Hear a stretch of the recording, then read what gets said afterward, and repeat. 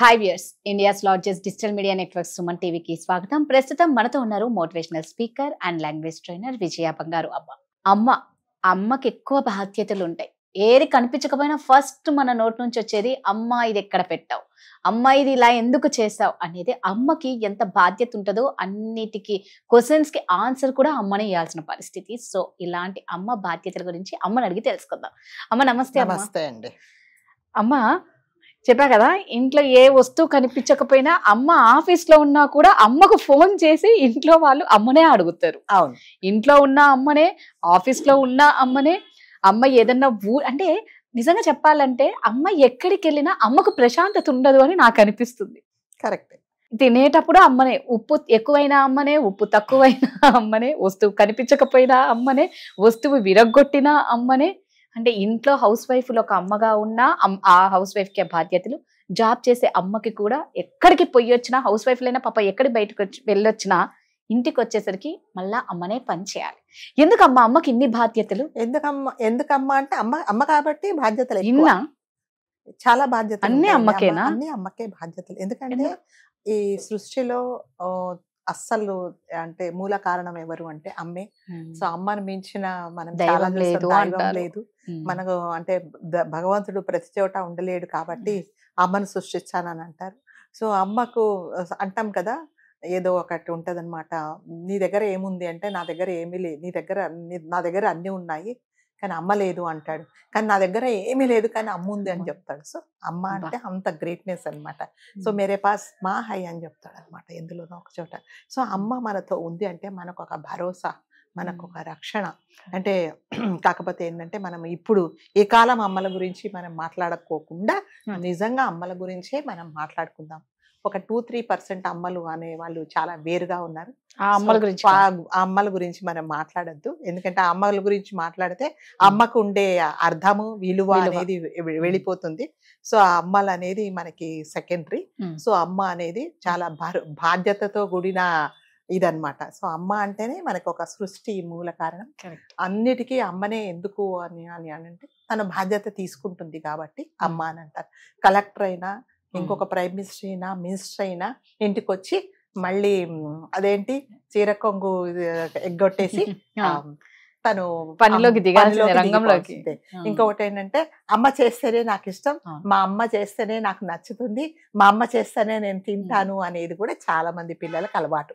ఎందుకంటే కళ్ళు తెరిచినప్పటి నుంచి అమ్మ అనేది తన చుట్టూ తిరిగే ఒక ఇదనమాట. ఈ అమ్మ అనే జాబ్ ఏంటంటే even prime minister of India కూడా లేనంత బాధ్యతలు ఉన్న ఇది అంటే ఇది థ్యాంక్లెస్ జాబ్ అన్నమాట. సో అమ్మను ఇంత చేస్తుంది కదా అని ఎవ్వరూ గుర్తించరు. కరెక్ట్. ఎలా చూస్తున్నారంటే టేక్ ఇట్ గ్రాంటెడ్, నువ్వు చెయ్యాలి అమ్మవు కాబట్టి. ఎస్, అమ్మ కూడా చాలా సంతోషంగా చేస్తుంది. తన పిల్లలకు, తన సంసారానికి, తన భర్తకు, తన ఫ్యామిలీ కోసం కష్టపడడానికి ఆమెకి ఎటువంటి ఇది లేదండి. చాలా సంతోషంగా కష్టపడుతుంది, చేస్తుంది. కాకపోతే ప్రాబ్లం ఏంటంటే తనకు చేత కానప్పుడు కూడా ఈ కాలం పిల్లలు ఇది నీదే బాధ్యత అనేది చూపిస్తున్నారు అనమాట. అది చాలా తప్పండి. సో అమ్మ ఇన్ని రోజులు నాకు పని చేసింది కదా, ఈ రోజు ఎందుకు చేయలేకపోతుంది అనేది ఎవ్వరు అర్థం చేసుకోవట్లేదండి. ఏం చేస్తున్నావు, చెయ్యి, నువ్వు చెయ్యి, నువ్వు చేస్తేనే నేను తింటా. ఆవిడకి ఒంట్లో బాగా లేకున్నా ముక్కుతూ ములుగుతూ లేచి చేస్తేనే వీళ్ళు తింటారు. అలా కాకుండా అమ్మ మనకి ఎన్ని రోజులు పని చేసింది కదా, ఎందుకో చేత కాలేదు కాబట్టి మేము కూడా హెల్ప్ చేస్తాము అనే ఇది ఎవరికి ఉండటం లేదండి. సో ఇది నీ బాధ్యత, నువ్వే చేయాలి అంతే.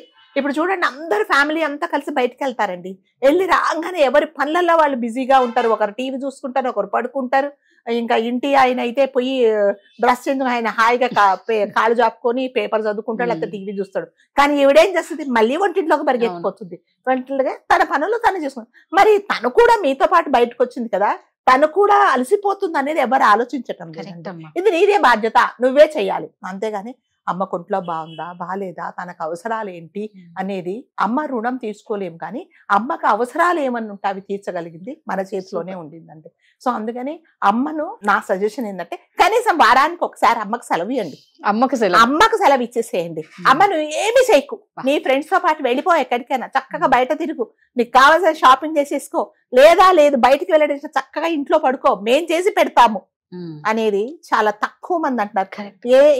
అంటే ఇంకొకటి తల్లిదండ్రులు కూడా, తల్లి మరి ముఖ్యంగా ఏం చేస్తుందంటే పిల్లలకు, ఆడపిల్లలకు కానీ మగపిల్లలకు కానీ ఇంకొక వర్షన్ ఏముంటుందంటే, కొంతమంది తల్లులు ఇంకా పెళ్ళయ్యి అత్తగారింటికి వెళ్ళాక దానికి ఎట్లాగో కష్టాలు తప్పవు కదా, ఇప్పటి నుంచే ఎందుకు అంటే ఇప్పటి నుంచే చూపించాలండి. కొన్ని ఫ్యామిలీస్ లో, నాకు తెలిసిన ఫ్యామిలీలో కేవలం అమ్మాయికి వంట రాదని, పని రాదని వదిలిపెట్టేశారండి.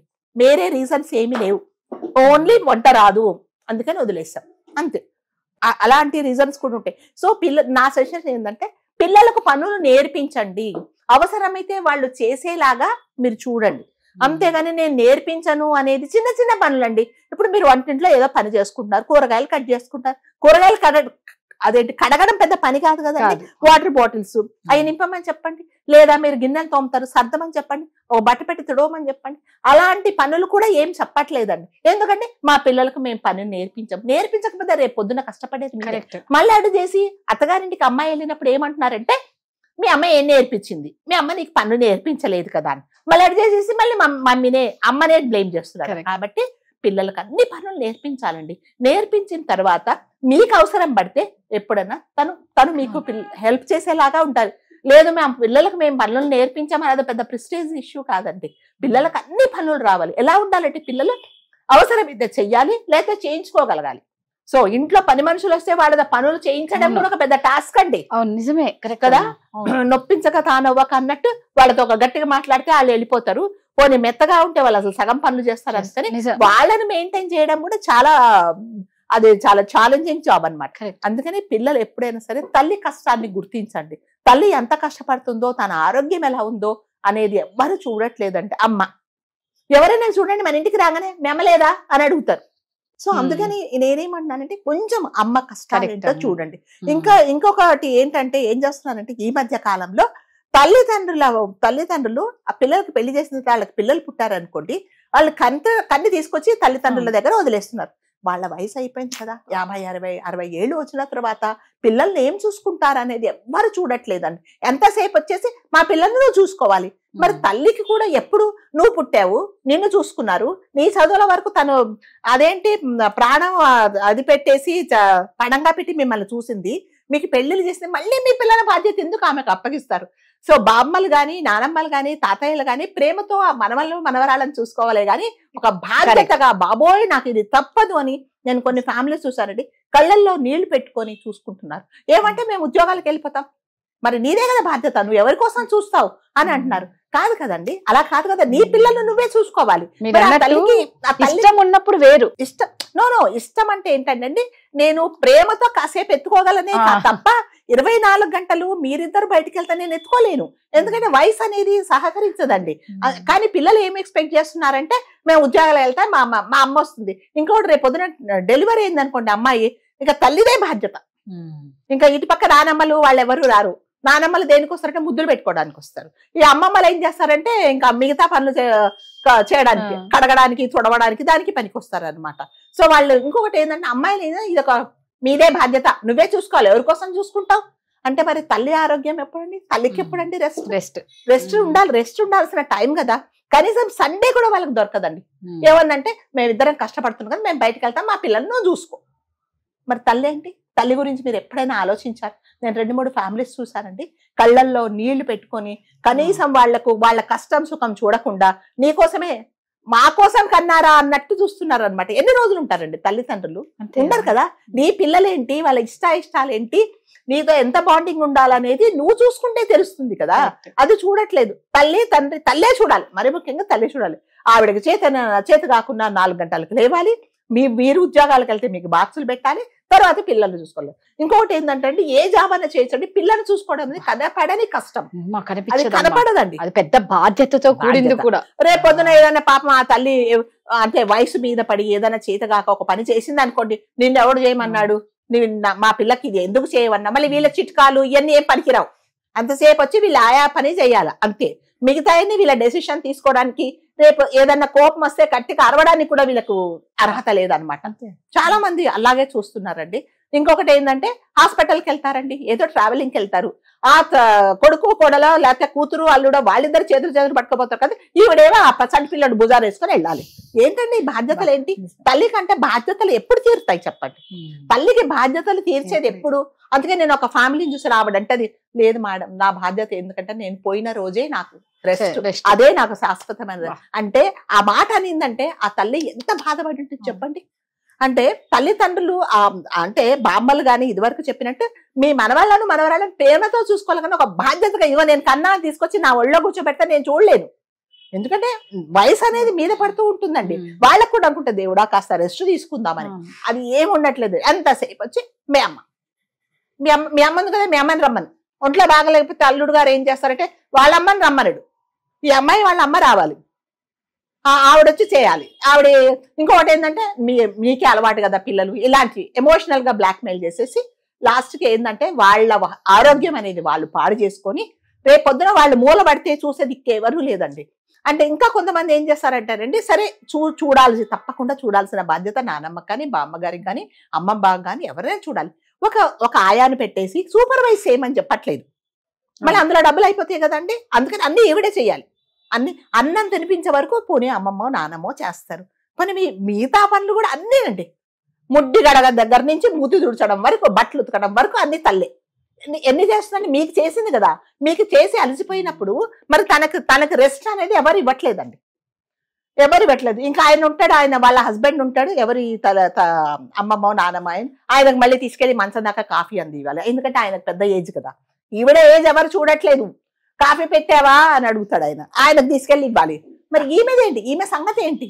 చాలా మటుకండి కళ్ళు కనపడకున్నా, అంటే 60-70 ఏళ్లలో ఏదో ప్రాబ్లం, ఆరోగ్య సమస్యలు వస్తాయి, కళ్ళు సరిగ్గా కనపడ, అయినా కూడా వణికే చేతులతో, నడుము పైన వంకిపోయిన నడుముతో, గొంతు సహకరించగా పిల్లలను వణికే చేతులతో పిల్లల్ని ఎత్తుకునే వాళ్ళని నేను చాలా మంది చూశానండి. కాబట్టి పిల్లలకు నేను ఎవరి కోసం కన్నారు? మీకోసం, నీ ఫ్యామిలీని, నీ వంశాన్ని ఉద్ధరించుకోవడానికి మీరు పిల్లల్ని కన్నప్పుడు తల్లికి తీసుకొచ్చి బాధ్యత తప్పక. తల్లి ఎలా చూడాలంటే ప్రేమగా చూడాలి. ఒక బాధ్యత తీసుకొచ్చి, ఇప్పుడు ఏదైనా నేను మీకు ఒక పని చెప్పాలంటే మీకు మనస్ఫూర్తిగా చెయ్యాలి, అవునా? కళ్ళల్లో నీళ్లకు పెట్టుకొని చేస్తారు అంటే అది మీ మనసు ఎంత బాధపడుతుంది చెప్పండి.